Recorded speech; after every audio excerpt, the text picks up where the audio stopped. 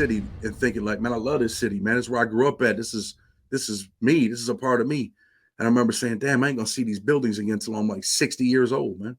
I remember saying that when we drove away, man, and that was it, man. It was the end of my life right there.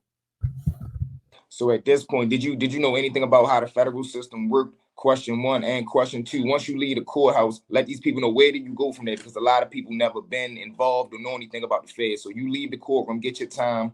Where do you go from there? So once I get that time, they're housing us at this immigration facility. Some dudes had escaped from our county, so they're not housing us there no more. I get back to this immigration facility, right, where it's housing U.S. Marshals, prisoners, dudes that are going to trial, and then on the other side, they got dudes that are getting shipped back to their country. I get back there, and the marshals tell them, "Hey, man, lock this dude up. Like, he just got 40 years. You know, he might be. Keep your eye on him. He might try some crazy shit." But I had already been, I've been in this jail for a while, so they're like, "Nah, he's good." A week, probably within about a week, maybe 3 to 7 days, they take us to Youngstown, Ohio, right? It's another like transit center back then. Get to Youngstown, Ohio, man, and it's like, yo, this is it, man. Life is over, man. You know what? Let me correct. That's when I got found guilty. I was in Batavia. Okay. That was the immigration facility. Then when I get sentenced, I'm in Youngstown, Ohio, and I go back there. I'm probably there like 7 days. They shoot. I've been in a lot of shit in Youngstown, Ohio, man. I've been involved in a lot of physical altercations, whatever. I was just didn't care. You know what I mean? I got 40 years coming. I thought I was getting life. I didn't really care. So I'm there for like 7 days, man. And they transfer me out of there. Find out, man, I'm designated to Otisville, right? When I leave, I'm like, all right, I'm going to Otisville. I'm good. I get to MDC Brooklyn from Youngstown, Ohio, and I end up, and this dude had hit me up. He was supposed to come on my channel and he didn't. I end up getting a physical altercation with this kid from Vermont. White dude running around acting like he's tough. I'm like, man, I ain't never met no tough dudes from Vermont. You know what I'm saying? And I'm like, man, these people letting this dude talk shit to him on the handball court, all kinds of shit. And I end up saying something to him. I'm like, man, never really liked dudes that were like bullies and shit. You know what I'm saying? Man, NDC Brooklyn, man, this dude, he's from Vermont acting like he's that dude. And I'm like, over a handball game. We get into a little squabble, man. I go in the cell, man, and now that I know gangster shit, because I get my ass whipped too. And that's why I want dude to come on, because I usually don't talk about this stuff. But man, I pounded dude's lights out, man. Blood everywhere. Like, I destroyed this kid. And he was on the ground, and I'm asking him, you like that? Huh? You like that? And I'm grabbed by the shirt, and I'm just, boom, after I drop him. And I'm just giving it to this kid, man. And now I get redesignated, right?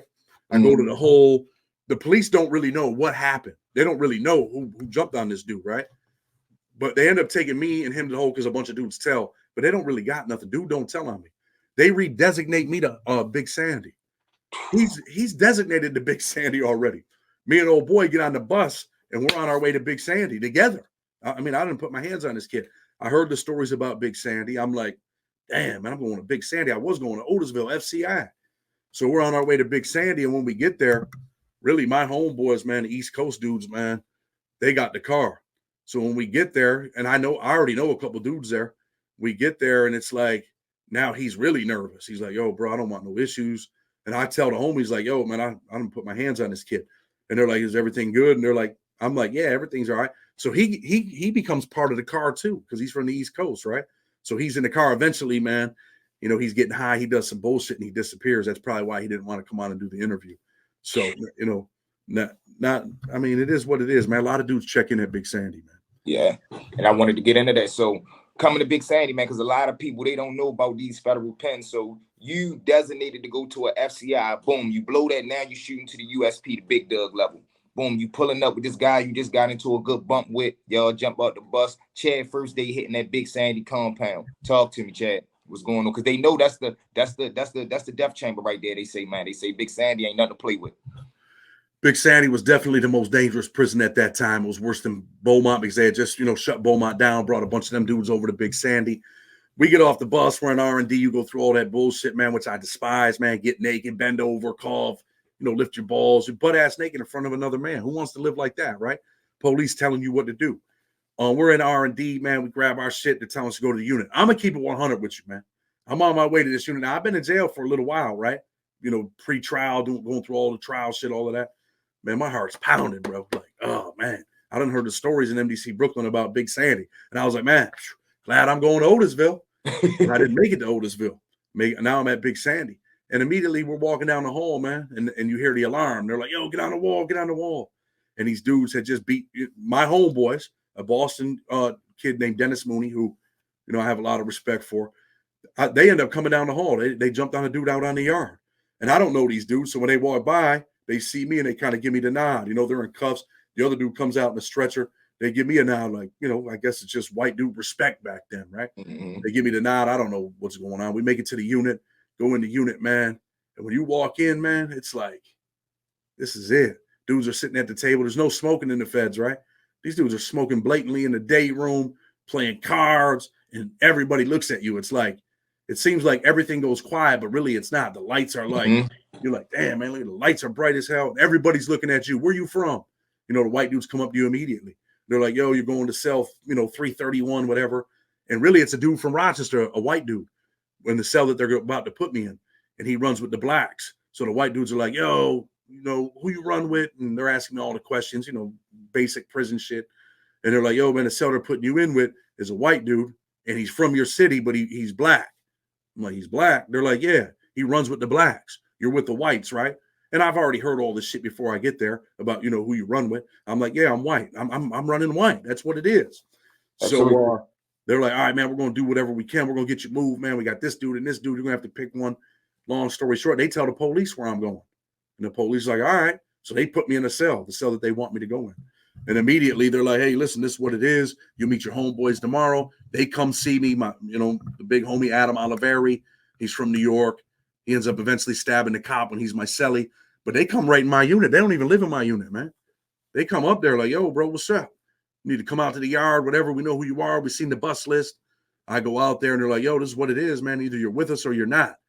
And they don't tell you that if you say you're not, that they're pretty much going to, you're not going to be there. They're going to put their hands on. They don't just let you leave, man. No. Like it's wreck for them. Like it's fun, it's something to do. Beat up on someone. So they're like, yo, this is what it is. You got 30 days to get your paperwork. They kind of embrace me a little more because I'm from New York and, they want to give you a knife. And I end up meeting Dennis Mooney, who shows me all the knives and breaks everything down for me. And then eventually, you get a knife and you're living your life. And thank you for breaking that down, Chad, because on my channel, I tell my stories and a lot of people be asking like, man, does this really happen? Could this really? I try to explain to people that, man, a person could get hurt in prison just because somebody woke up bored, like no reason at all. I just feel like hurting him. Somebody could get hurt because you got a package yesterday and I didn't. Your people's answered the phone, mine didn't. So it's so many small situations that could escalate into big things. So boom, could you break down for my viewers what all cause? I know, but a lot of people don't know. When you enter a federal prison, what all cause and the prison politics, you know what I mean? When you say I run white and things of that nature. So pretty much when you walk in there, man, everything's racially segregated, right? They got a black TV, and you better not touch it if you're white. You know what I'm saying? They got a white TV.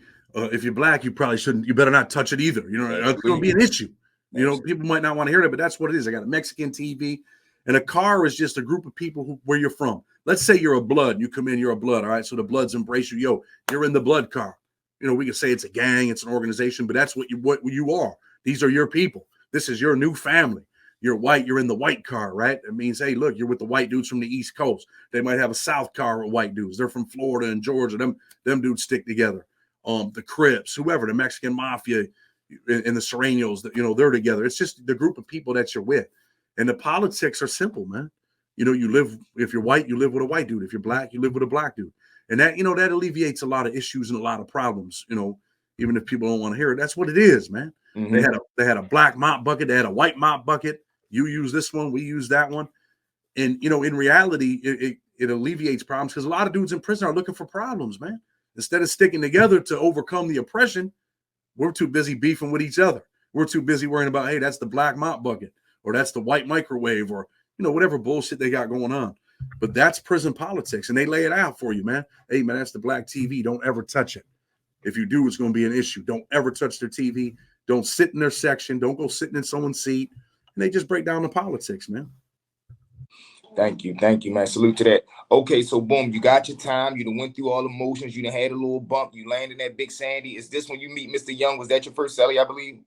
Yeah, and I think I might bring Mr. Young on for an interview. I'm hopeful. He ended up just now getting out. Yeah, I ended up going in the cell with this old white dude who, he's like the town crier, I guess you could say. Like, he knows everything that's going on in the prison. He works in the back. He's an old white dude, man. He works in the back. I'm his cellie. He's telling me everything about prison, and this is what it is, and this is what happened here in 2006, and these dudes over here, stay away from those dudes. Really, I'm a young dude, and he's schooling me, and I'm like, he's talking about he goes to bed early. I'm dead tired. Got off the bus. This man is up talking for hours. And I'm like, yeah, I thought they told me this man goes to bed early. So, yeah, man, that's why I meet Mr. Young, man. And he outlines the politics, tells me don't get involved in a car. He thinks he understands prison because he's been there a long time. They just leave him alone because he's an old man.